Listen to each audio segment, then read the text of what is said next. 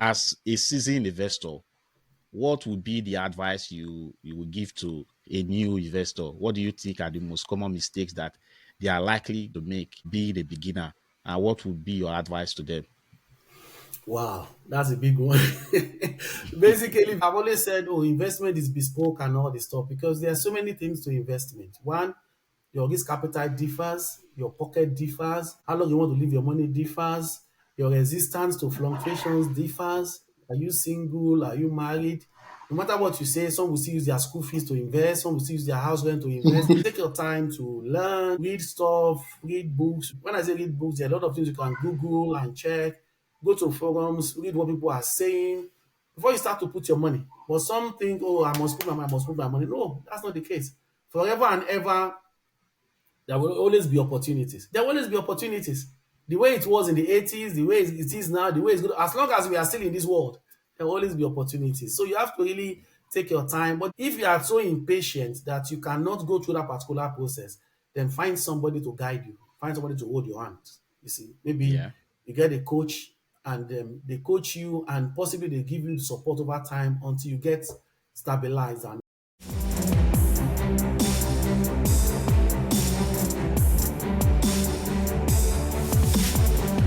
Hello, welcome to the Nigerian Investors Podcast, the unofficial podcast that tracks and reports on the activities of the Nigerian boss. My name is Mudi, and with my colleague Aye, we will be hosting this podcast. TNI podcast is dedicated to stimulating a renewed enthusiasm among the general population with regard to the activities of the Nigerian Stock Exchange. Ultimately, the goal of TNI is to see that many Nigerians from all walks of life, both at home and in the diasporas, become active participants on the floor of the Nigerian Stock Exchange. Before we go further, we would like to place on record TNI podcast is solely for educational purposes and not a replacement for professional financial advice. Let's begin. Hello, listeners. Welcome back to the Nigerian Investors Podcast, your go-to podcast for investment insights in Nigeria, with a special focus on the stock market. And as always, we are your hosts, Aye and Mudi. In today's episode, we are honored to have a special guest joining us to share his wealth of knowledge and experience with you, our listeners. Our guest is a multifaceted professional. He is a project manager by profession. He is a passionate public speaker and a dedicated trainer, coach, and mentor committed to giving back to the community. Beyond his professional achievements, he is an enthusiastic retail investor with expertise in both stocks and real estate. He has delivered numerous presentations to diverse audiences in Nigeria and internationally, including a TEDx talk at the Imperial College, London. The accolades and achievements he has amassed are far too extensive to capture fully in this episode. It is our privilege to introduce none other than Idowu Anthony-Ajileye. You're welcome, sir, to this podcast. wow, thank you very much. You've put me on the spot already. Very interesting accomplishments, Amazad. I mean, it's Yeah, very impressive. It's nice to have you here to us today. yeah. Thank you very, very much. I'm most honored to be here, please. All right, I think we can get started with the questions. The audience can know a little bit about you. So can you please tell us about your background, where you grew up, and what your early career was like? Thanks for the question. I was born in Lagos in March 1974. I did my early years education a place called Hilltop Nursery and Primary School. I'm not sure if that school still exists now. Then from there, I did my primary education somewhere called Obanikobo Primary School. I think I was the last set that finished, and that school has been merged now with Baptist Academy, something like that.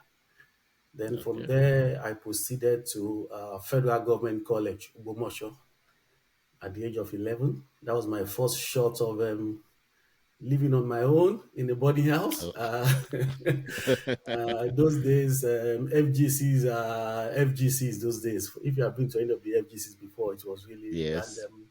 I mentioned that specifically because it really formed a crucial part of my life and the journey so far. Then from there, I proceeded to Federal University of Technology Akure, which is FUTA, where I studied civil engineering. That's my first degree. Then after I finished at FUTA, I then went over to Jos, where I did my NYC. I was an estate officer with Industrial Training Fund headquarters. That's where the HQ of ITF is, for anyone that has done Mm-hmm. industrial training before. I finished my youth service from there. Then I returned to Lagos. I worked briefly with a construction firm for a few months, but I think the money wasn't taking me home. Then sometime in November 2000, November 2000, I joined Standard Trust Bank. Well, now UBA, as they call it now, it used to be STB in those days. Oh, And my really? intention then, what that I joined was, oh, enough of this engineering stuff. You guys are not giving me enough money, so I need to join the boys in the banks and get some more money. Yeah, but there Yeah. was a tradition then in STB that every single employee, before you're finally given an offer, you have to see the Yeah. CEO one on one. Oh, So when I met the CEO, he looked at my background. He just said, "You have to go to corporate services." Basically, corporate services is where the project department sits. So, cut long story short, I was deeply involved with branch expansion for the bank. There was a lot of expansion then. I was all over the country, different states, too numerous to list, but I did a lot of projects. I was not doing cooperations and all that. So then from STB, I moved to Echo Bank, also doing the same thing, project development, branches, and all the stuff as an in-house staff of the bank. Then from Echo Bank, I moved again to Bond Bank. I oh, know Bond Bank has transformed now, maybe to Sky, to so many names. I don't even know where they sit now. So, sometime around September 2004, I decided I've had enough of of the country, and I moved over to the United Kingdom in 2004 around September. oh, For so many reasons, new developments. There were a lot of things coming up again, talking about the consolidation of the banks, this and that. We've seen one before. I just said no, yeah. no, no. I just have to get out. So I moved over to the UK in 2004. Did my master's in business and done several other certifications after the master's program. And yeah, I am. I've been around there for over 20 years now. Though I'm based here technically, but I move around globally and often. So I think that's a bit about me. And I'm still in projects up to now. Despite my civil background, I'm still doing projects. I do training, I do coaching, I do consulting, I do all sorts. So I've always been in projects all my life. Yeah. Thank you. Oh, that's That was very interesting. interesting. Yeah, that was very Yeah. interesting. I wanted to even ask what prompted your main interest into investing, and I think you already mentioned that. So it's always the financial aspect, the money aspect. Right? Is No, it it's was not it the just money it's not aspect? just about that. It's not just about that, really, to be honest, because I think in terms of what prompted my interest into investing, sometime I think I should be shortly before I joined the bank. Then I read a book, Rich Dad Poor Dad. So I read that book. It really touched me in so many ways and all that. But I just said to myself, a lot of things here, but I'm not going to start to put it to action yet because, as usual, you want to settle down stuff, try and sort out the first things, get your own place, and all the stuff like that. So my interest started from reading that book, but I did not start to put into practice immediately. Just to answer your question. Okay. Okay. That's interesting. All right, interesting. Um, and so, just a quick one. Your interest started from reading a book that piqued your interest in the stock market. And so, just to go back to that time specifically, what was the market like at that time when you started trading or investing in the Nigerian stock market? Thanks for that, Shelter. I think how would I put it? I read that book I think early 2000 or something, and as I said, I moved to the UK in 2004. But I was more focused on initially settling down. I was already married when I came over to the UK. I got married in 2002, so I didn't come over as a single person. I see. So, So okay. and I wanted to have my rest of mind in terms of you can't be talking about investing where you have not sorted the home and all this stuff. So I was more Yeah. focused. I was more focused on settling Agree. down and all that. And but I think God has been very good. I came in 2004. By 2007, I already bought a property, which I still live in till Oh, today.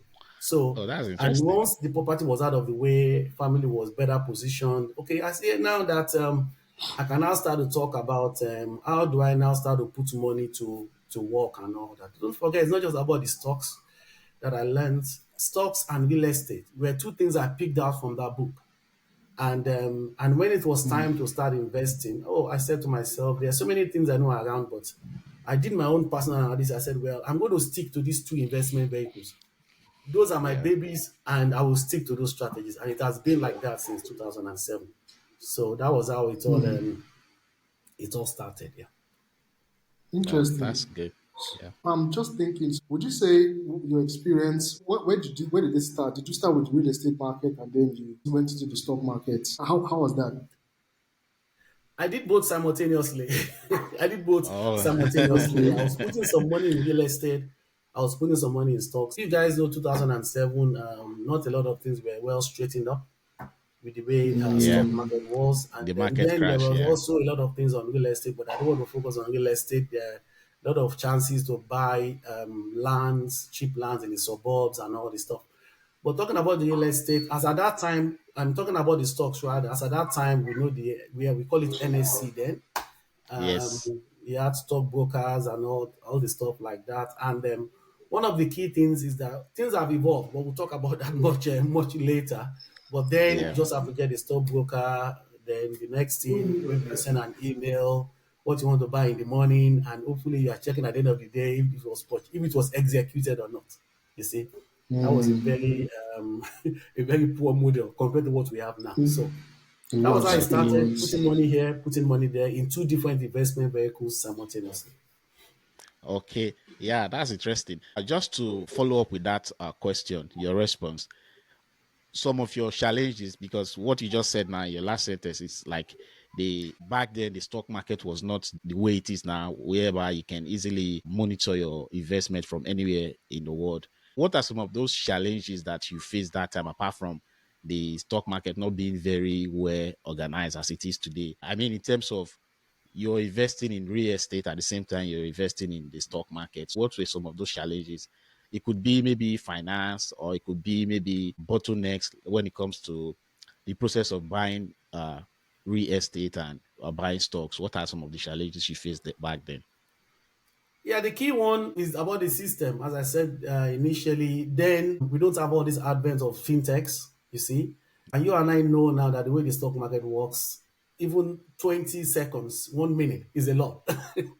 You Yeah. are able to It track the is. offers, able to track the bids and all this stuff. But those days, the challenge is you are just at the mercy of the stockbrokers. You decide in the morning by email, you send the email and you're waiting and crossing fingers and all that. And we are far, far from that now. You see, even some stocks now can start a day at minus 10% and finish the day at plus 10%. That's a massive swing. You see, so Yeah. being able to assess these things directly yourself and make your decisions and all that. And one of the things again, which I see as a challenge compared to then, is that the way things are at the moment, you will decide that this price is good for me, is not good for me. Then the thought process was that, oh, whatever is the share price is what you buy it at. But I've now learned over time with advent of tech that even the share price can be 10 and some people are willing to sell it for 950. But if you don't have Yeah. access to live data, you can't see that. You see, the same way also, it could be 10 and some will say, I'm going to sell it at 11.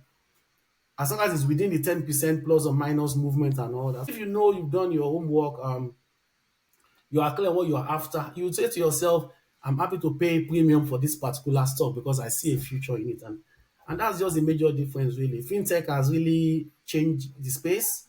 And I think there's been a lot of improvement in how markets are monitored now, because now once the time to give your quarterly results is due, I think after a month, if you don't get a concession, you get slammed with suspension straight away. You know what I'm saying? So things have Yes. changed. You see, things have changed compared to those days when people did whatever they wanted. So now there's quite a lot of monitoring and good level of. I'm not saying it's perfect, but there's a substantial good level of compliance compared to what we had in those days. Okay. We hope to even see better improvements. What you just said is something that resonates with both myself and I think a lot of investors will agree that the way it used to be before, when you just send your orders in and you have to wait extended periods of time, was just not advantageous, especially when you see a price of a stock you really like at that price. And then before your brokers are buying the stock, it's just gone up and it's just annoying. So I think Yeah. this is a very good point. It's a very solid point, and we just hope to see the market keep improving and keep pushing forward. Hopefully, we start seeing stocks so liquid that we can even see 50% gain in a day, plus minus. I mean, that would be a big Yeah, one. That would be a very I big think you're one. asking too much. Wow. That's too much. Some 50%, people ask that for is more. massive. That is massive. Plus Yeah, minus 50 is that's massive. It, massive. So it, I it think could also go the opposite direction. I mean, you could also lose 50%. yeah. It's all Yeah. depends So, on the individuals. I think anyway, plus or minus 10 should be about right, yeah. Okay. so basically, investing mistakes will always be made. I mean, we often see this as an opportunity to learn, but we'd just like to hear from you. What mistakes did you make during your early foray into investing? Did you make any mistakes, and what were there? What were the lessons that you learned from them?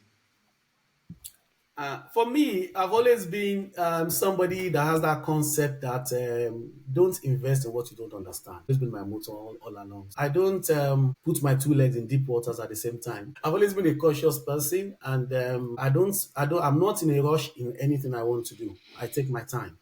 I wouldn't say I made any big mistakes then, basically because I understood the concept that even if you are making any form of investment, it can go in either direction. So I had to go at my pace. I had to go with what I could cope with. I never saw stocks as a gambling or whatever the case might be. I saw myself buying into a particular company, watching that company grow, and depending on what my intentions are. So, but though in the early days, I was more fixated in terms of more about the growth than the dividend.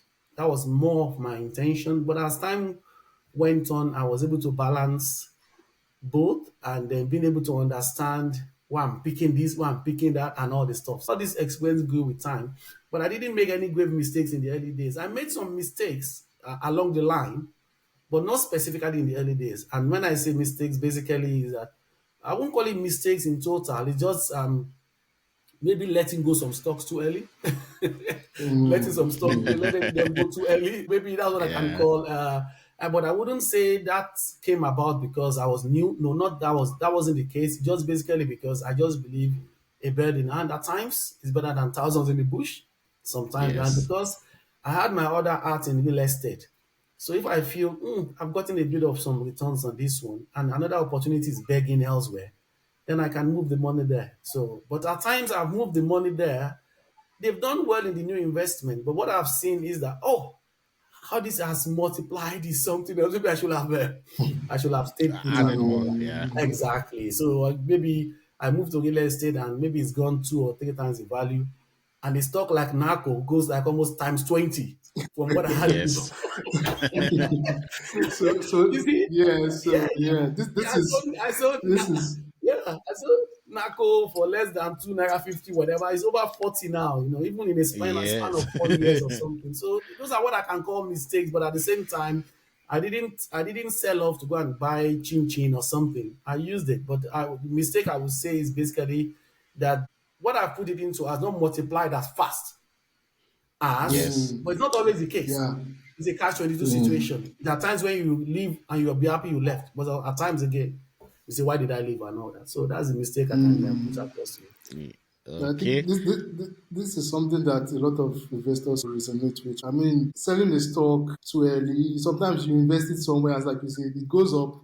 It doesn't go up as much as you would have made if you had just held on to it. But then you just look at it and you're like, "Oh, I should just held on." Yeah, I completely agree. I mean, this narco you mentioned, very painful, very I know painful. because the way I responded, I knew there's something behind that response. Like, It's a very painful one. It's a very personal one, right? So yeah, yeah, uh, thanks a lot for that. yes, yeah. Just as a leading question to your response, you said the things you will refer to as mistakes are probably you exited too early or probably you linger too long when you're supposed to exit. So I want to ask a question. How do you approach selecting a stock and what are the key metrics that you look for? Because we know most investors that really know what they are doing, they look at the fundamentals before they engage in the stock to buy stock or to sell. What is your approach to selecting a stock and what are the key metrics that you look at for when you want to select a stock? That's a very pregnant question.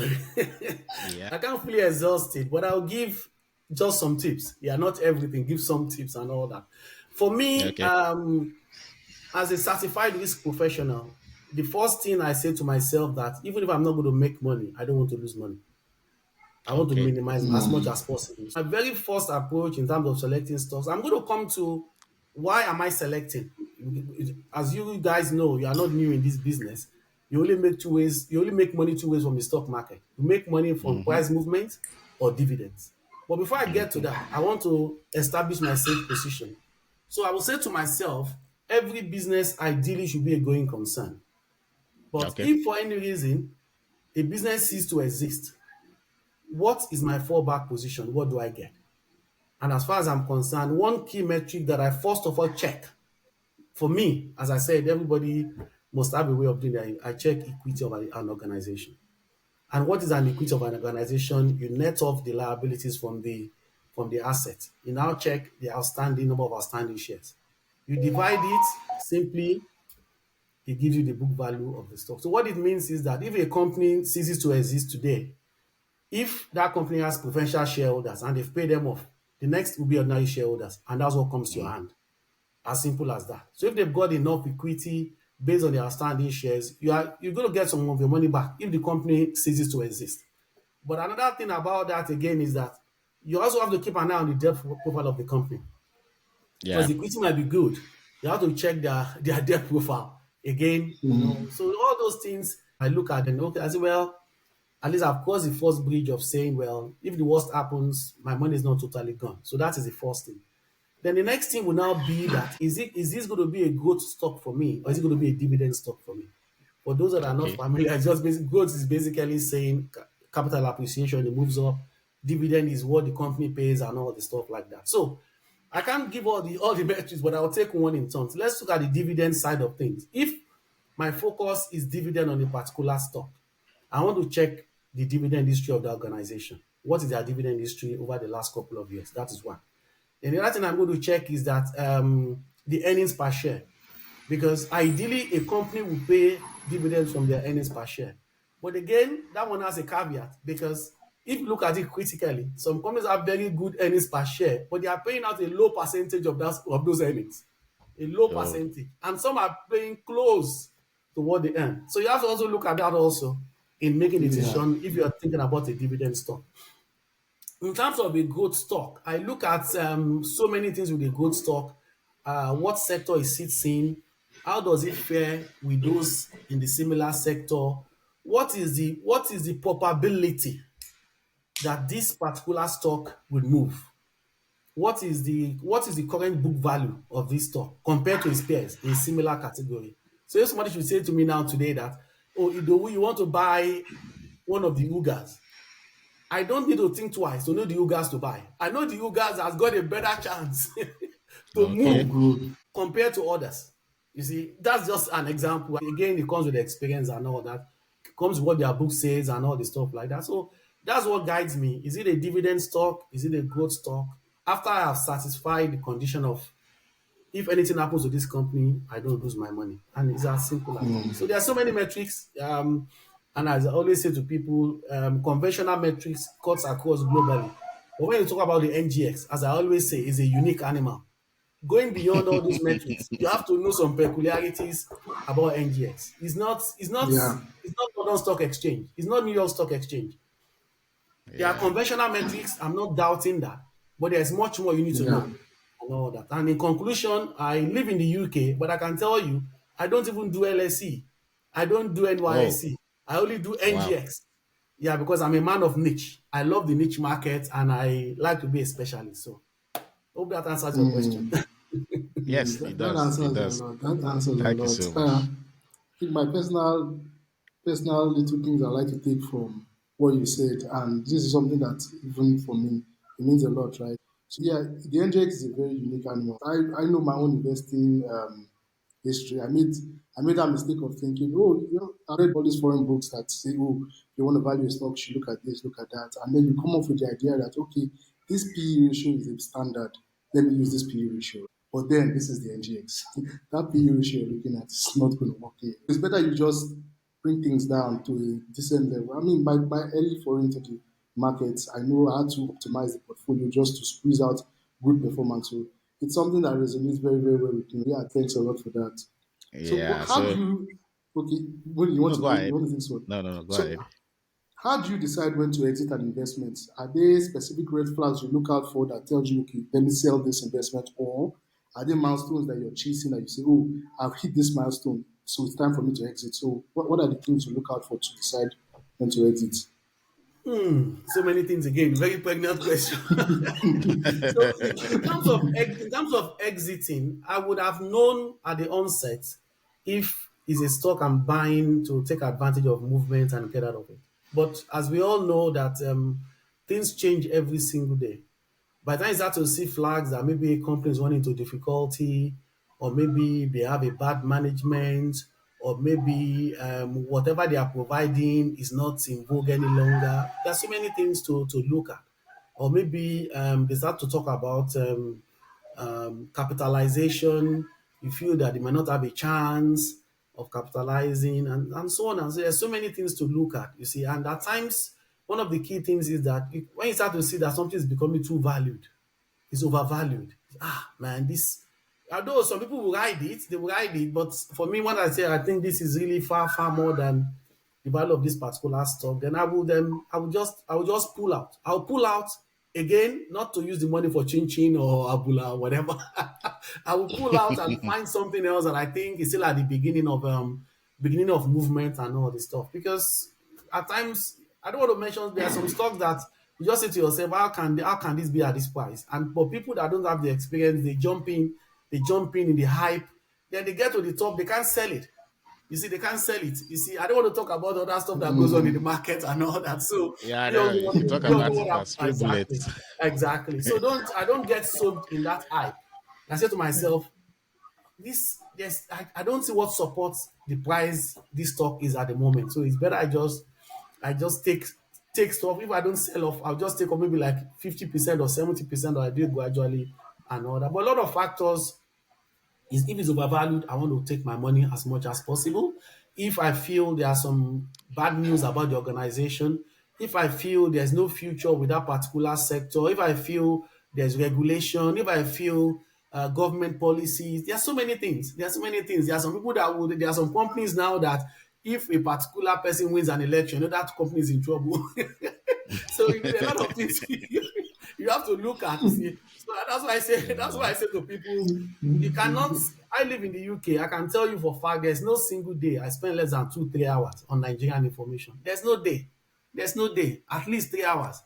Because you have to know Wow. what goes on in the system. You have to understand what goes on Yes. in the system. You can't be saying, "Oh, can you imagine my dad had a share in 1980? Then I went to check my certificate in 2024. How can you talk about 1980? No, Yeah, yeah. it doesn't work that way. It doesn't work. I've seen people Yeah. say a lot of stuff. So you have to really be following what is going on. A news last night can trigger the opening price of a stock the following morning. So there's a lot you mm, have to keep an eye on and all that. So there's a lot. Management, events, politics, all those things determine how long I stay in a stock and all that. And even if a stock is battered, I may not leave if I know that the fundamentals are still there.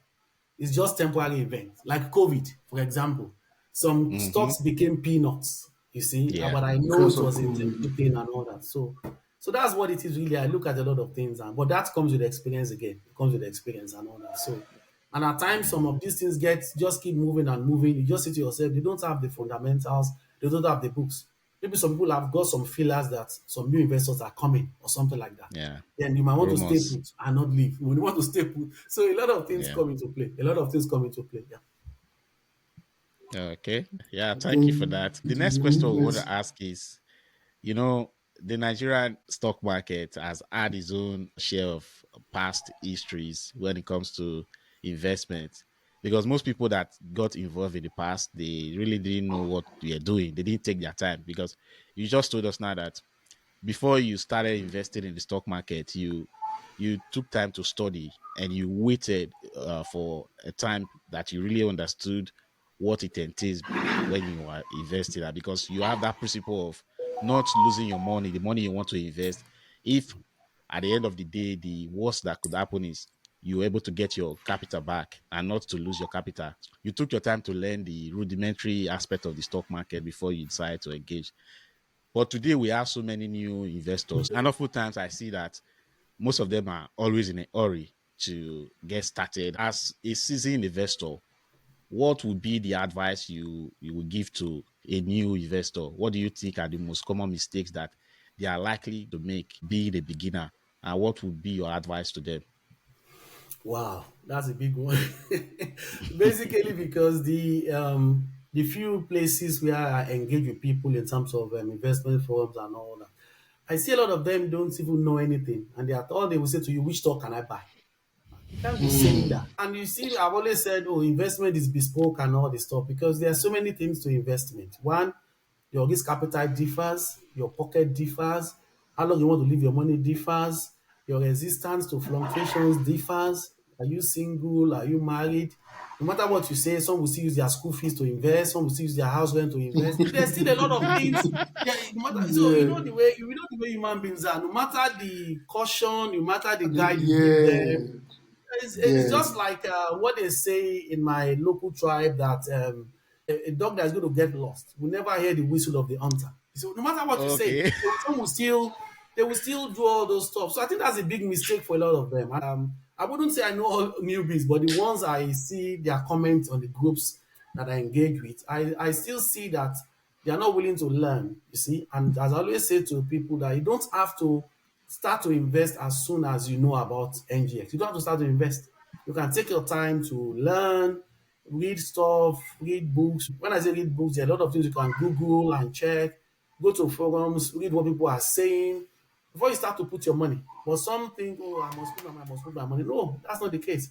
Forever and ever, there will always be opportunities. There will always be opportunities. The way it was in the 80s, the way it is now, the way it's good. As long as we are still in this world, there will always be opportunities. So you have to really take your time. But the only thing you can do, which I say to people, is that if you are so impatient that you cannot go through that particular process, then find somebody to guide you. Find somebody to hold your hand. You see, maybe Yeah. you get a coach and they coach you and possibly they give you support over time until you get stabilized and all that. But again, I understand we like freebies in Nigeria, very good. So I say to people that if you are investing something significant, you cannot depend on freebies to do that. You can't. You can't. I've not seen any billionaire saying, I'll just read a forum and I invest my money. It's not possible. So if you want to bridge that gap of, okay, I don't want to go through the learning curve myself, then you can leverage on somebody's experience and get these things around and all that. But one important thing is this: people should not make mistakes. Newbies now, don't make mistakes of where they put 50 people in a classroom and they say they are teaching you stock market. They can teach you PE ratios, they can teach you EPS, they can teach you equity, teach you intrinsic value, whatever, whatever. But when it comes to investment, it's bespoke, it's personal, it's personal. How much can you resist? If you see your portfolio go down by 3 million, are you going to have high blood pressure or not? So it's personal. You know, somebody would have money dropping, they are cool as cucumber, but somebody have money dropping, the wife is knocking their head. This man, are you sure this thing that you Yeah. are doing Okay. is going to you know what I'm trying to say? So it's yeah individual. It's individual, but you will never get that level of support except you have that one-to-one guidance, one-to-one coaching and all that. So again, that's a big mistake. I think a lot of people want to jump and start and just tell me just tell me. They don't tell you their story. You don't know their financial circumstances. They just say, oh, that person said this stock is good. That person said that stock is good. Even they say it's good, by the time the person exits, you don't know. Somebody Yeah. might buy a stock Yes, and say to yes, themselves, I'm very getting big out at one. 20%, 25%. And some people, they never sell any stock. Since 1970, they don't sell anything. You know what I'm saying? So you have to really understand it's not a general thing. So that's a big mistake with a lot of newbies. They think they can cut corners and you can't. You can't cut corners. Same thing with real estate. You can't just buy just anything. Because while some people are crying, some people are laughing in other investment vehicles. I don't do crypto, but some people are crying on crypto, some people are smiling on crypto. It's something what I'm trying to say. So you just have Yeah. to really, it's a personal thing. But until newbies get it, they have to get that it's personal. Once they get that it's personal, then you'll be fine. Because if I'm dealing with somebody one on one, I'm going to ask some typical questions that I cannot ask generally. And based on the answer Yes. the person gives me, I will say to them, you want to invest this amount of money. I will say, for example, how long do you want to leave the money in as a minimum? Yeah, what are you looking for? If somebody says, I want to leave my money in, for example, I want to leave my money in for maybe 1 year, and the person says to me, 10% is good for me. What are you doing in the stock market? Just go straight away and go and do fixed. What are you doing in the Yeah. stock market? Because fixed instrument now can give you close to 20 or more. You see what I'm saying? Yes. So all these are sort of things you have to consider. So there's a lot of things for newbies to learn. You have to decide, should I even be here in the first place? Or should I even be in other markets and all this stuff like that? I'm in the stock market basically because of it's very liquid. You see, as much as I do different investment classes, specifically real estate and stocks, the beauty of stocks is if you have the good stocks in your portfolio that are very liquid, you can sell quickly in seconds. Though you cannot get your money in seconds. If you sell on Monday, by Thursday, it becomes cash and you can Yeah. deploy it elsewhere. However, if your money is in fixed instrument, it's locked.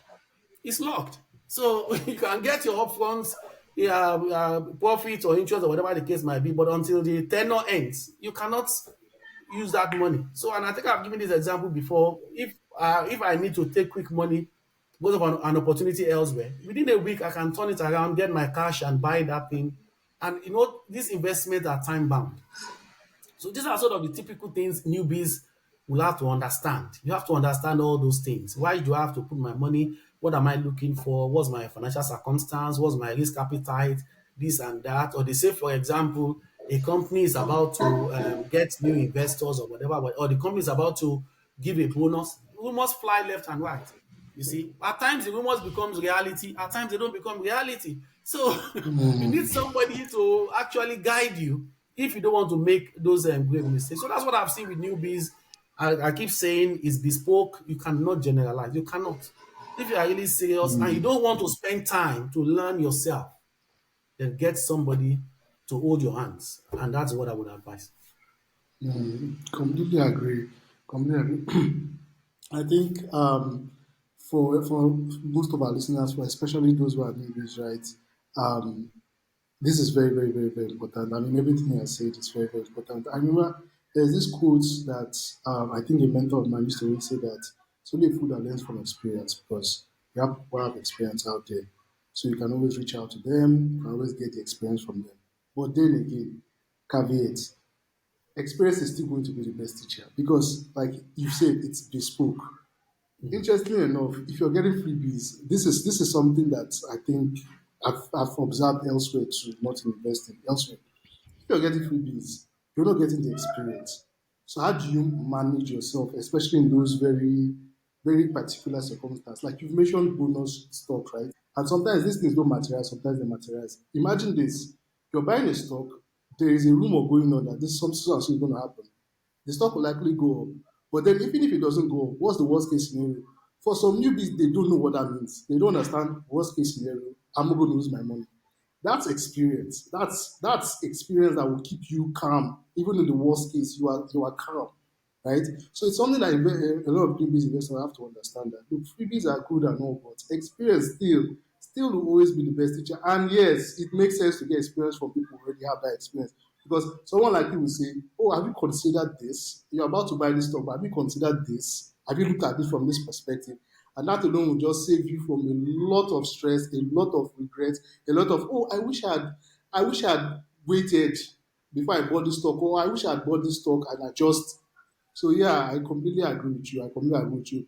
And this talk of investing is bespoke. It's something that I've said before. I struggle with a lot, especially at the starting. I struggle with a lot, right? But it is. It's very, very bespoke. It's so bespoke that even with investors with similar stocks in their portfolio, you'll be surprised that their percentage allocation is so different. So their return on investment is completely different, right? So it's very, very bespoke. It's so bespoke that it's very important that people get that patience first, that calmness first, that question in your mind first. So even when you're asking the experienced people, they know how to direct you, right? So yes, very, very, very, very spot on. Very, very spot on. So thanks a lot for that. Exactly, exactly. And just to add, if I want me to give live examples of what is going on now, you will recall that when UCAP did their bonus half year, there was a rumor Yes. around half report bonus then. Yes. Yes, Something yes. then Yes. you didn't Yes. it didn't materialize. It didn't Yes. materialize. Then people they decided to run out again. Now you can Yeah. see Yeah, rumor mill is up again. You can see where Yeah. half yeah. report is. And even the price of half report now is higher than access. Can you believe that? Half report is It's higher it's than it's access. it's, it's So, crazy. It's so crazy it is where because African financial is right yeah, now. it's because of what people. So you have to really balance these things. So that's just one example. Take another one. When they release a corporate disclosure and they said, "Oh, we're going to have a meeting and we're going to discuss a bonus." Nobody ever expected two for everyone.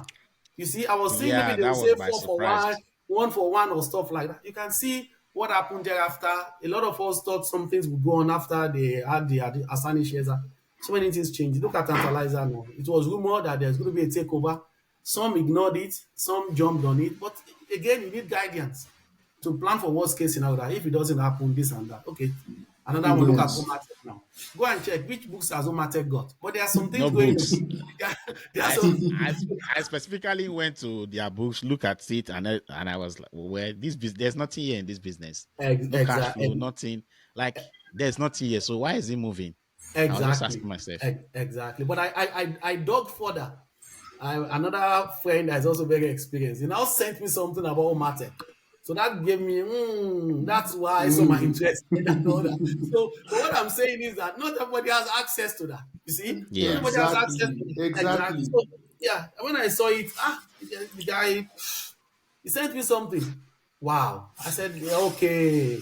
I understand now. And because of that, I took some steps, but I'll keep that to myself. So what I'm trying to say is that all Yeah. these things, all these things also matter. You wouldn't see it in most places and all this stuff. So that's just the way Yes. I see it generally. You need that leveraging of experience if you are not willing to take your time to learn. Yeah.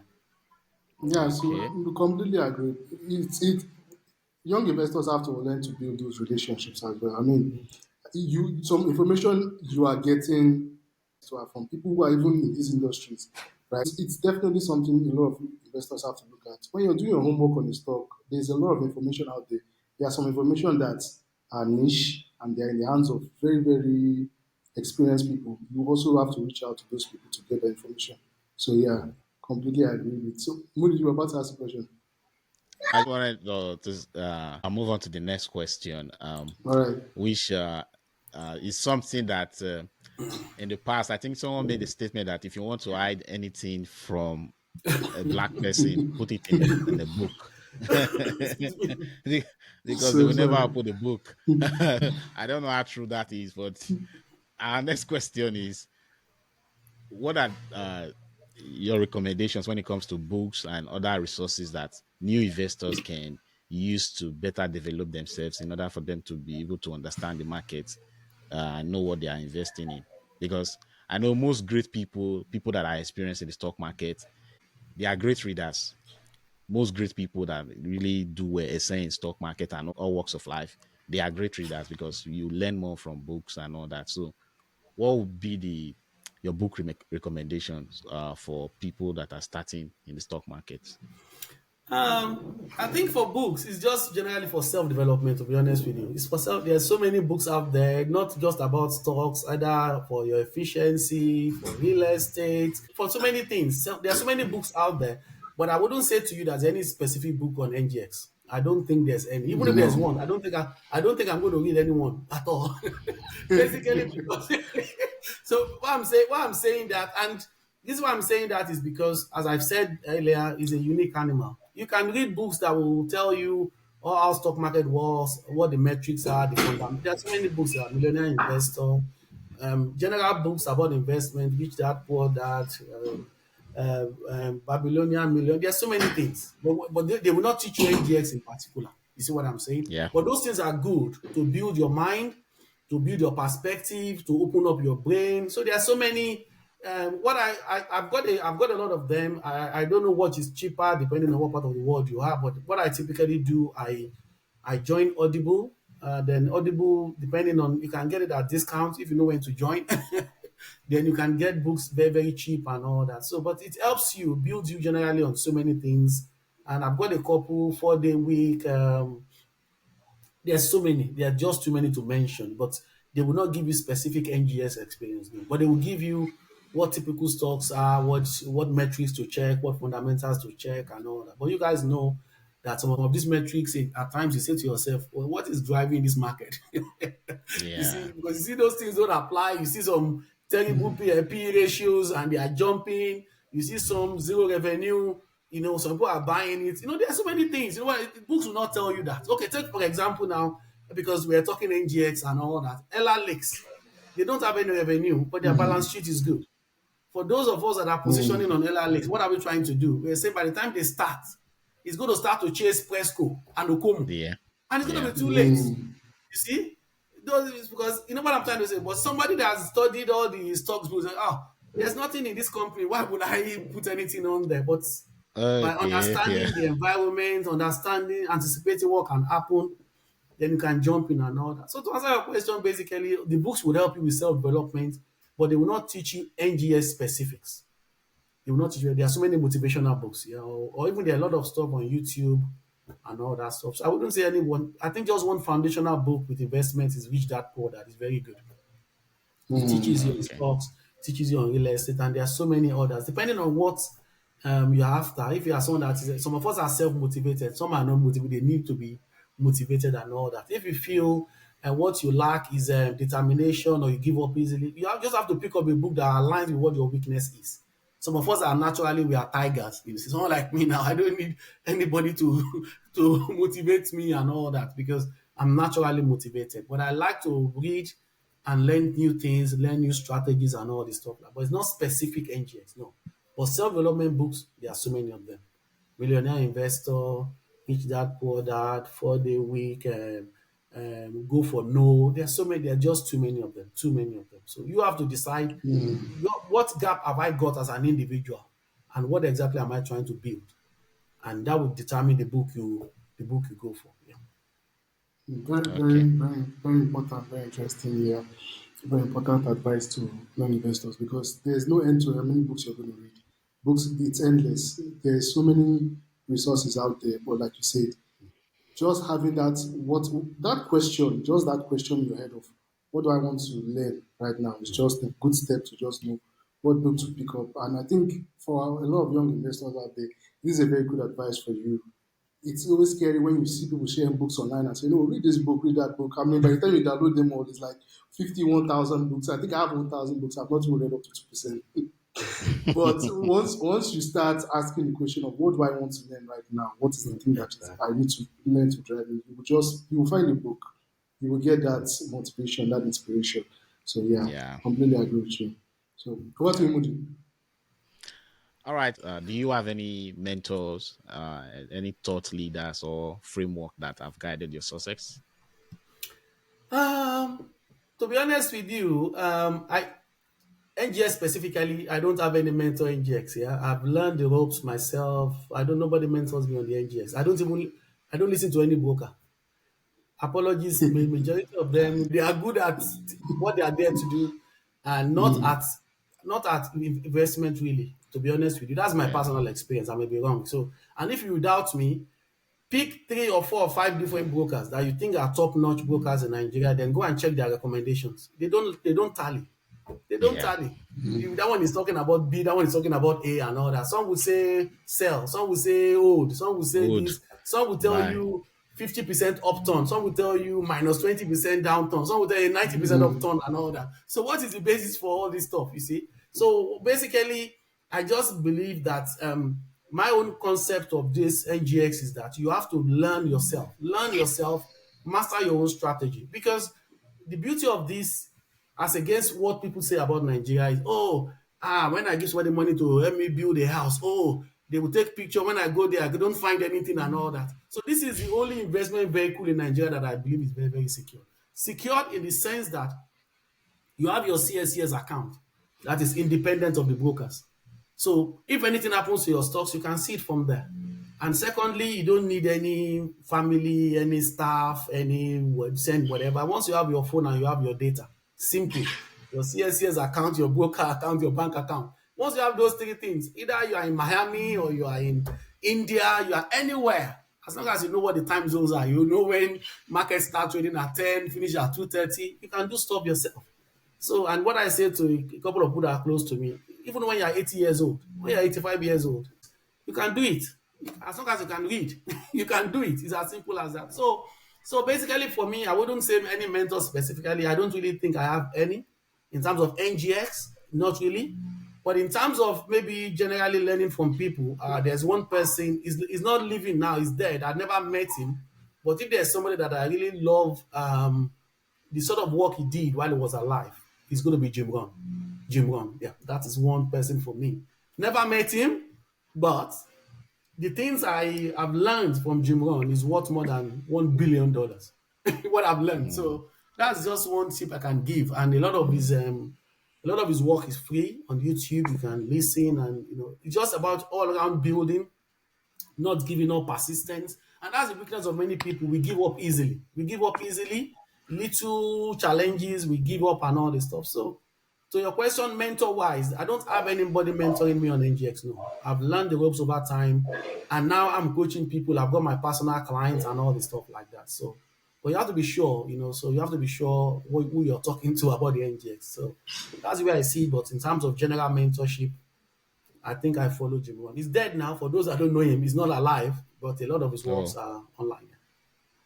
But okay. not stocks, not stocks. It's just general General, development, yeah. Okay. persistence, marketing. You know what I'm trying to say? Once you have those typical ethos in you, you can achieve anything. For me, everything is possible. Everything is possible.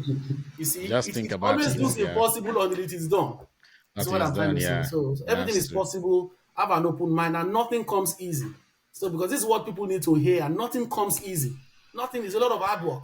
It's not everybody that is born with billions. I love reading biographies. I love reading about. There are people that started with nothing, and you can see their trajectory. It's not easy. People think they're going to cross their legs and they want to be successful. It doesn't work that way. It doesn't work that way. And again, because of our culture, some people think I'm going to pray for money tonight. That's how it's not enough. God is very important. I'm a devout Christian, but the point I'm making is that there's a place for faith and there's a place for what? You have to combine it. Yeah. What Yeah. The Yeah, Bible what said God that in the has book of empowered you James. to do, He will not do it for you. He will not do it for you. So if you Yeah. say you are hungry, somebody puts a plate of food in front of you. If you don't touch that plate of food, it stays there forever. It's as simple as that. So we have a part to play. We have a part to play in all these games. So you don't. I see some people early in the morning. Yeah, they will do prayer, afternoon prayer, evening prayer. Prayer is good. It's good to pray. But what I'm trying to say is that we have a part to play in our journey and all that. So even if a mentor tells you something, you still have some things to do yourself. You have some steps to take, and that's very Yeah. important. Yeah. Yeah, thank you so much for that. One thing I will pick from what you just said now, you follow Jim Rohn, but not because of NGS. You follow him because generally he's someone that you think has really shaped the way you see things, whether NGS or your daily life and all that. I think most people, especially newbies, if they follow someone that they see as a mentor and they are willing to be patient, because from all what you've been saying, I've been able to pick some things from what you've been saying. One, you have to be very patient. Another thing, you have to know your risk appetite. You have to know what works for Mr. A doesn't work for Mr. B. So that's why you're more or less against telling someone, oh, go and buy this stock, buy this, because the person doesn't understand where you're coming from. Probably you are willing to leave your money in that stock for years and you will not be bothered. What about the person you're advising to buy the stock? Will the person be able to leave the money there for 1 month without raising dust and all that? So I really understand that. The next question is going to be on the Nigerian stock market specifically, just like a reflection. How has the Nigerian Stock Exchange evolved over the decades since you started investing in the stock market? I know at the beginning you said the introduction of the fintechs has really revolutionized the stock market. But apart from that, what other things you've seen that has really changed the stock market so far in Nigeria? Yeah, I think there's been a lot of attempts to improve so many things in terms of making companies to comply. As I mentioned before, people don't they no longer get away with the fact that they don't submit results and they just stay there. So they are getting penalties, either they are suspended or they are fined and all this stuff. So that's one good thing that has happened over time. Then again, I think some years ago there were just a lot of abuse of IPOs, listing, but I think there's a bit of more order to the way those things are done now compared to how it was done before. Then in terms of the key thing for me is the processes, of buying. It's been more simplified. You know what I'm trying to say? So even Yeah. talking about public offers now, like what they put on the NGS website, the way we bought all these latest offers, very, very seamless. Very, very Yeah. seamless. If it's a right offer, the moment you put in your CHN number, it says straight away what you're entitled to. You see what I'm saying? That's a massive Wow. development here. So if you're That's doing, maybe if you interesting. did rights of Zenith, once you put your CHN number, it will say the maximum because your record is picked up immediately. So these are very, very good development and all that. So, but the fintech is for me, to be honest with you, they really helped a lot of the brokers because there you can monitor live as it goes up, as it goes down, who wants to sell, who wants to buy. It's a massive, massive improvement. But the good thing again, that you are totally in control. That's what you're totally in control of what you want to do. So not that you say that I gave that guy email in the morning, now they now bought I. They bought I. But when I go to say when they say low for me, all those things are all those things are gone. You will decide Yeah, yourself. yeah. You will decide yourself. Yeah. Okay, I want to jump in. I can see that offer. I like it. I'll take it. So it's massive, massive, massive improvement. Because I'm a diaspora, the biggest concern of diaspora is trust of people. You see, but the good thing Yes. about this, you don't need anybody. You don't need anybody. Once you have the knowledge, you don't need anybody. You see, your phone anywhere you are. There are times I'm in different parts of the world. Once I know what time it opens, on the day I choose to buy or the day I choose to, you don't buy and sell every day. This is Yeah. not, and for people that may not be aware, if you think NGX is I'll buy at 10 o'clock, I'll sell at 2 o'clock, you are gambling, you're not doing investment. So that's Kalo not the way Kalo. it works. Because somebody contacted me and said he wants to be paying his house rent every month from what he makes, whatever. Somebody contacted me personally. I said that's not the way it works. I think your portfolio can move on a daily basis, but you can't say I want to buy at 10 and sell at 2 every day. That's gambling. So that's not Yeah. investment. So That's crazy. yeah, yeah. So a lot of Yeah. things have changed, and I think we are far, far in a better place compared to where we used to be. Before to open a CSCS account, I remember when I opened my CSCS account, I had to go to Broad Street. I had to do my thumb, that building, Tom printing. Yeah. thumb printing physically. I had to fill forms, but there are a lot of fintechs whereby you just submit stuff online. They will generate your CSCS for you, your broker account, and so on and so forth. So there's a lot of. I'm not saying it's perfect. If I'm to tell you the gaps, it's the registrars. That's where the big challenge is at the moment. But Yes, in I terms of totally. accessing the market, a lot of things have improved. So if I Yeah. have any suggestions, My next question was about the challenges. So now that you've started, you can just okay. continue with it. The big It's challenge a, is it's a some big registrars issue. are just terrible. They are Mm. just terrible. They are terrible. I'm not Yeah. saying all. You see, some will tell you a company says you're going to pay dividends on a particular date. For some people, for 3 months, they've not received the dividends. And it's because some people are just holding on to money unnecessarily. By the time you now start Yeah. to threaten them with SEC, start to threaten them on emails, all of a sudden they will now pay the dividends, and it shouldn't be like that. People should not be chasing. Since we have a standard CHN number, you can just give your Mm-hmm. bank account once. And once you are an investor, they just do it seamlessly. You don't need to be completing e-dividend forms left and right and Oh, all this. wow. So Duplication that and is all one that. thing. Yeah. That's one thing that needs to be some registrars are spot on the day they will credit straight away and all the stuff, but some you have to chase and chase and chase. And so a lot of people have concerns, it's intentional, they are trying to hold on to your money unnecessarily. That gap is still there. So we want a case whereby every investor, we have a unique CHN number. Let your bank account be linked to it and let every registrar have access to it. So that once somebody qualifies for any form of dividend, automatically it goes in there. Not filling forms, or we are waiting for your we are not waiting for your mandate and all this stuff. Like the way they did deals rights issue, whatever. Once you log in, it tells you how many you are qualified to get on the right issues, and you pay for it in the system in seconds, and you can always go back and check and see what you bought. So that's a very good system. They can also apply same again to how Yeah, dividends that are processed and all that. So that's a major gap. Registrars, a lot of work needs to be done. Yeah, that's true. The for the NGS, the right issue that you just mentioned, I never knew that. It's one of the reasons why I refused participating in right issues, because the last time I participated in right issue, that was Nigeria Police Force right issue, MPF. and it was a whole lot. After paying the money, completing the form, when it was time to allot my right issue shares to me, they started asking different questions. Oh, can you give us the receipt? But I sent the receipt initially. You can go back to our email. No, we want the receipt. You need to send it again. We need to see your form that you completed. How did you send? It was a lot. It took me over a year for me to get my shares. And I said, I'm not ready to go through this stress. Never again. Most times, when I see right issues, I really don't look into it. But yeah, now that the NGS has really streamlined it in such a way that you can actually have access to right issues straight away on the website, it makes a lot of sense. Those are some of the things we're asking for. Let them make it very simple so that everyone that comes into the stock market will be able to uh, do something as fast as possible, because most people, they have this erroneous belief that the stock market is a shady business. It's Exactly. like It's yeah, something gambling. the NGS Yeah, also sorry. So it's something the NGS has to work on. It's something because it's one of yeah, the issues that I think for some people that we talk to and say, oh, have you considered the NGX? Have you considered investing in the Nigerian stock market? They're like, there's always that negative perception and this place is shady and all the rest. yeah. It's negative. If you want to really know if there's a negative perception, you go to Twitter. If you're very active in Twitter, just 2 days ago, there was someone that said he has 10 million naira, and people should suggest for him what kind of business he should invest the money into. And look at different responses. So we're saying go to Benue State, buy soya bean and take it to Lagos, you sell, you make money. Different kind of business. So we're saying invest it in forest.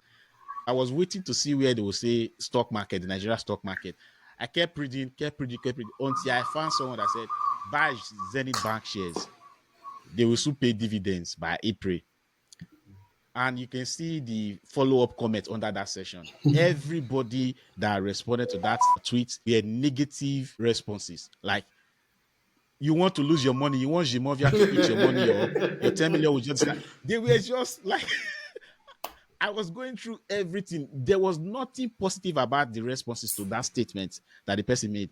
And I was like, there's a lot we need to do. Because if the general population, this is their view about the stock market, there's a lot we need to do. Because a lot of things, it's just not right. So there's a lot of education, enlightenment, and all that we need to do. Because people don't really see it as a viable form of investment. To them, it's just a way of losing money. Yeah, so And yeah, it's so terrible. just sorry to comment. So that again boils down to the fact that who you are talking to. How can somebody say I have 10 million, you put it out in public space, whatever, whatever. You go to hear all sorts because everybody has different strategies. Some people are not time rich. You see, there are some things you want to do that needs a lot of time. There are some things that don't need a lot of time. So you have to really balance all these things. For me, as I said earlier to you, I live in the West. I don't even do LSE. I don't do NYSE. And I've told myself NGX is a unique animal, and I love that animal. I love the animal. I love the animal so much because in a month at times some stocks can even do 200% in a month. Yeah, Some stocks will do one Yeah, thousand percent in a year, as long as you know what you're doing. And you yeah. see what I'm saying? yeah, And the beauty again of despite the fact that they have such good returns, you can liquidate it quickly. Again, you have to be smart. If you go and buy the wrong stock that you want to sell 6 months, you are still not able to sell. Again, that's where the experience comes in. You know those stocks that you want to sell now. If you put it up now, as long as you are flexible, in seconds it's gone. Do it on Monday, yeah, by Thursday it becomes cash. You can divert it to, you know what I'm saying? So people, those that want to learn will learn. Those that don't want to learn, no matter what you say, as I said before, a dog that will get lost will never listen to the hunter's whistle. So it's as simple as that. So people will say, oh, my father had this 1980, that stock was this 2000, and it's not what you just abandon and come and check after 15 years. No, Yes, that's not the way it Okay. works. this is very very important lesson, right? Because we see this kind of advice in some of these foreign books. Oh, buy these stocks, maybe buy 10 stocks, abandon them for 10 years, come back 10 years. No, that's not the NGX. Okay, buy 10 stocks, Hmm. but keep your eyes on those 10 stocks. Keep your eyes because Yeah. Exactly, exactly. Because so it's a sort of cycles. You guys know that there are some stocks that they were far more expensive 10, 15 years ago than they are today. yeah, Even some Yeah. banks are more Yeah.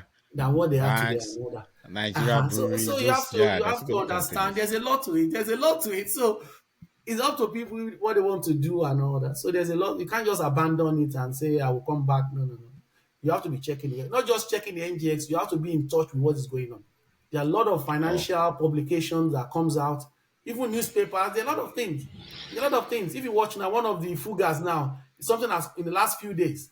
People are watching. Smart guys are watching closely. How will this end? Some people don't know what is going on, and they've got the stock of that bank.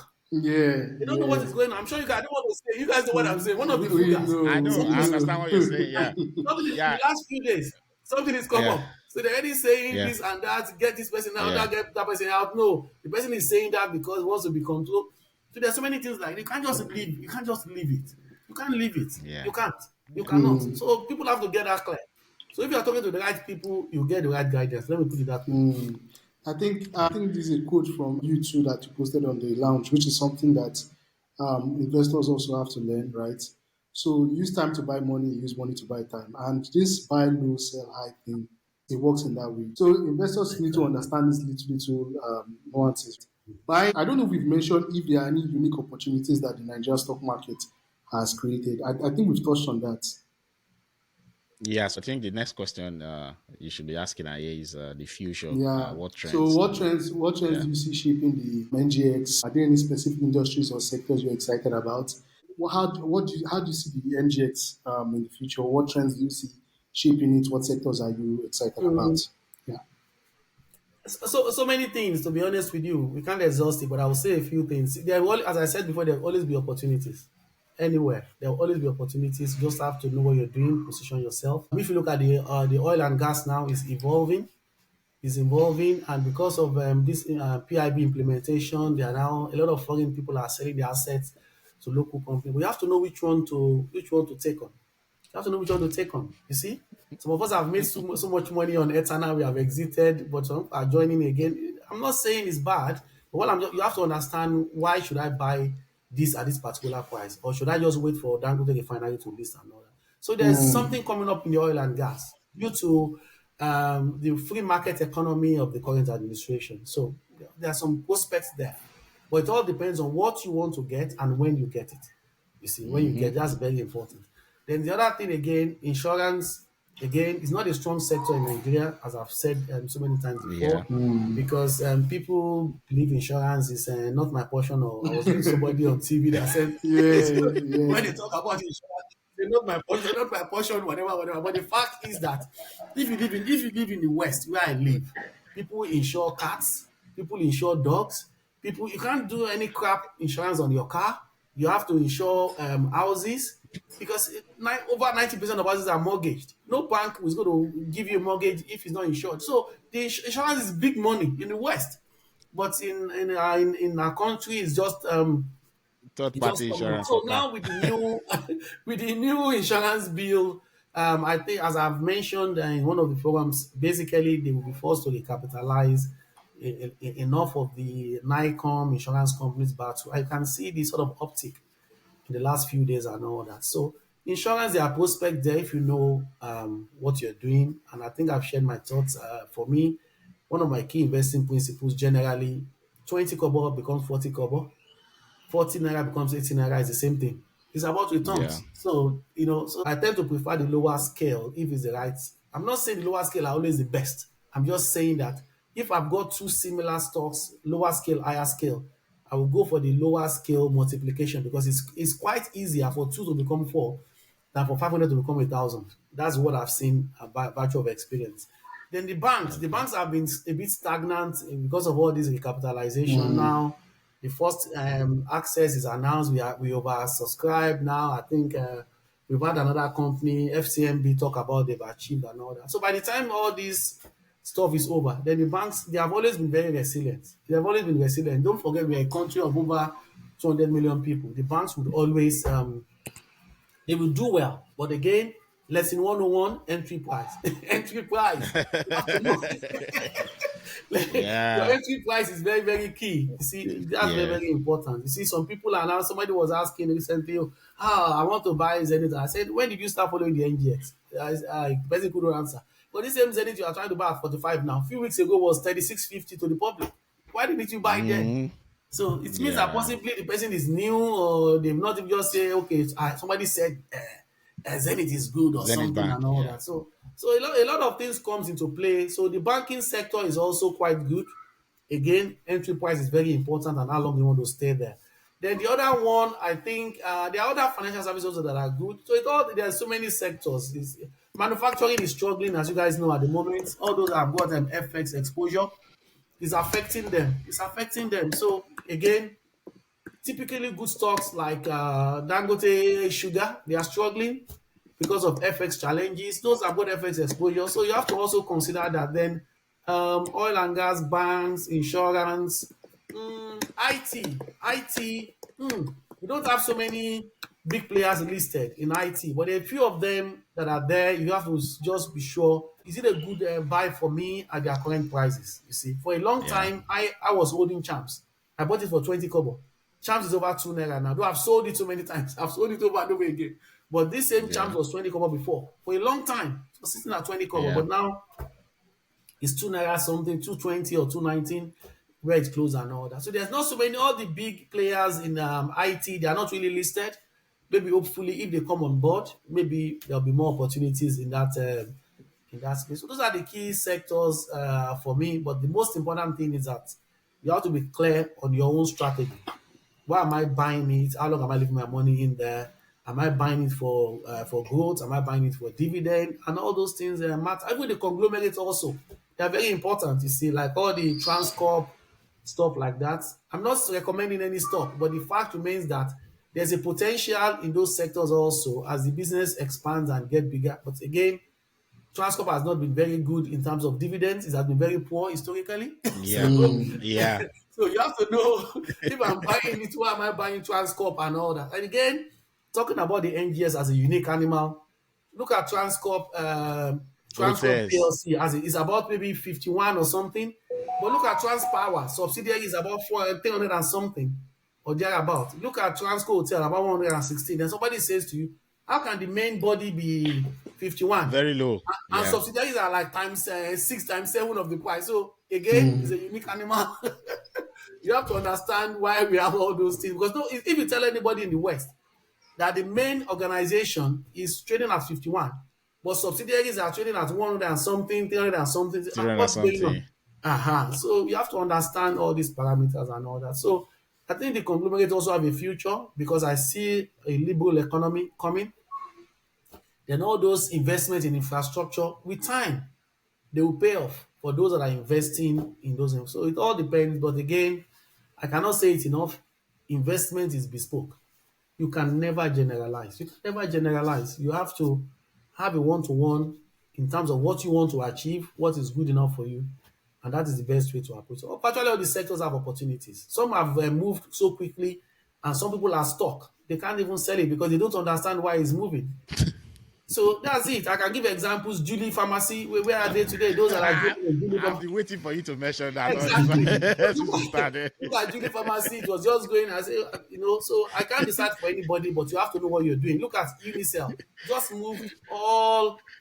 You know what I'm The saying? way So how to many people are 20 able to sell naira. it at the higher prices? Yeah. So there's a lot. There's a lot. So there's a lot to say, but again, it's not something that is general, it's bespoke. You have to understand and you really need to sort of hang on the shoulders of giants to help you.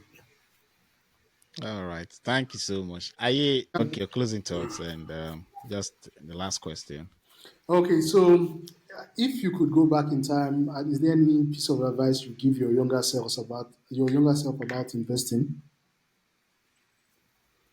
Mm, I think basically I didn't rush anything. So to be honest with you, all I can say well basically now is that I would do better based on the experience I've acquired over time. But as a starter, I didn't start wrongly. Let me put it that way. But Okay. what I've learned over time will shape and form my decisions going forward. And that's where I'll put it. So now I will just have to balance my risk in terms of should I just leave this particular, especially if it's a low end stock in cost. If it's a low end stock in cost, and I will just say to myself, I'll leave it for as long as possible. Even no matter how good it is, I wouldn't take, for example, I'm almost, I think, over 300% on Tantalizer. So I was still, I'm now having chatted today. I was chatting with somebody today, and I was saying, oh, do you plan to exit? When would you exit and all that? So I have to make those decisions and all that. So should I leave certain things? Should I not leave them? Is it actually worth the price? A lot of things like that. So what I've learned over time will shape my decisions going forward. But in terms of starting, I did not really rush into anything. Personally, I didn't. So Okay.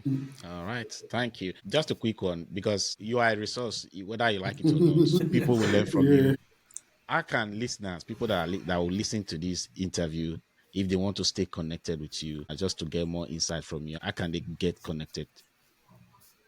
yeah, I'm very accessible. As you know, I'm very accessible. If you, my full name is Idowu Anthony-Ajileye. Put the dash in between Anthony and Ajileye. If you go on LinkedIn, if you, my name is not very common.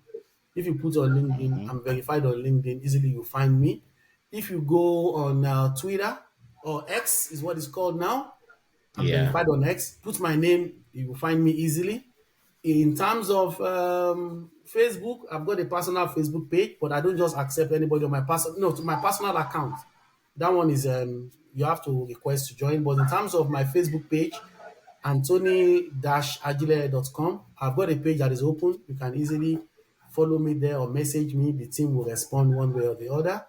I'm on Instagram again. I'm verified on Instagram. I'm using my Nigerian consultancy for that. If you check at Tonydol Consultants Limited, you will find me easily. So my name is, just type my name in easily. You will find me. Then for email also, dobmatch8 at gmail.com. It's basically date of birth March 8th. You just use the letters, then 8 is the only number at gmail.com. You will find me easily. So I'm accessible. Then my website, I've got a personal website, www.anthony with H dash Ajileye, AJILEYE.com. Once you get on that home page, you can access all my links and all that. So there's so many ways I can be contacted. Yeah, very easy to get across to me. Oh, that's interesting. Thank you so much for that. Thank you. Um, Aye, you want to call to action and we can call it a day? Yeah, so I think the biggest takeaway from today's session is that investing is bespoke. It's something that I think our listeners should pay close attention to. I mean, because on forums, on chat rooms, we always see this question of what should I invest in, what should I buy, what should I invest in, what should I buy, and like you said, learning is something that I mean everybody has to do, but you have to figure it out for yourself. You have to decide what you want to do, what you want to achieve, what you want to accomplish, right? So at the end of the day, right, the best thing for you as an investor is ask the right questions, right? Reach out to the right people, get the right kind of direction and guidance. Don't rush. I think this is another very important one, like you said. You didn't rush into this, so don't rush, right? There's always opportunity, like you said. So that fear of missing out thing, just try as much as possible to kill it. I think emotional dexterity is always something that works out well for investors, and I think it's something we always see all the time because I mean between us even you can say, oh, you're very smart, you're very intelligent, yes, you can do the math, you can look at the stocks, you can look at the balance sheet, but at the end of the day, do you have the patience to even cool yourself down and say, I'm going to pick this stock, I'm going to do my homework, I'm going to do my research. So yeah, what I will advise for our investors is, I mean, reach out to the room, right? Reach out to him, whatever you need to sacrifice in order for you to get that experience, get that niche knowledge, sacrifice it, be willing to spend money to get time, be willing to spend time to get money, understand where the low is, understand where the high is, buy low, sell high. It's not just talks of buy low and sell high. Like you're buying experience low, you're selling high. Be willing to commit to that. Yes, I would definitely recommend all of that. Right. I want to thank you so much, Mr. Idowu, for taking Mm. that time to share your experience with our listeners. And I hope when next we call on you, you'll be able to answer too. Thank you I'll, so do- I'll much, do, sir. I'll do my best. I'll do my best. Thank Yeah. you So so much, just a sir. We final word for appreciate me it. is, it's thanks for the opportunity, inviting me to share with your audience. And something which I typically say to people is, you don't know what you don't know. So you don't know what you don't know. So always don't think there's one way to learning, just as you said, or one way to achieving goals and all this stuff. So if you are very serious about investment, you have to depend on people that knows what they are doing to guide you. Hmm. Except you feel, I want to rough it for as long as possible. And as I've always said, you don't have to invest when you're learning. You don't have to. So if you feel I don't know yet, then you can be learning without doing any investment and all that. But if you want to fast Okay. track the process, you can leverage on others. It's not general training. No, I don't. I'm not an apostle of that. When it comes to investing, no, not. It's not when you gather 50 people and you're telling all of them the same thing when they have different circumstances and all that. So it doesn't work that way. Yeah. It doesn't work that way. So there are a lot of information you can get for free on forums and all that. But if you're investing good money, you cannot take chances. If that was the Yeah. case, fund managers would be the poorest people in the on earth. But you go and check Yeah. the money fund managers get from billionaires, and that's just the way it is. So, so thank you for the opportunity. I've given my details. I can be contacted to whoever that needs the support. Yeah, I would typically do initial coaching. Some would say after coaching, give me 1 year support. For some people, I give them lifetime support until they find their feet and all that. But the good thing, as Oh, I've that's said before, is interesting. that you can you can do this without anybody. You don't need to send anybody around. Let me go take a bus from Broad Street to Marina and go and check this. Everything on your phone, you can do it yourself. And people that are even thinking of retiring, if you retire, whatever you think you are retiring from, you can do this for life. For life. For Yes. life. So and that's just the Yes. beauty of it. So thank you so much. I really appreciate the time. Thank you, sir. Yeah. Thank you so much. We appreciate you. Have a nice one, sir. You too. Thank you. Yeah.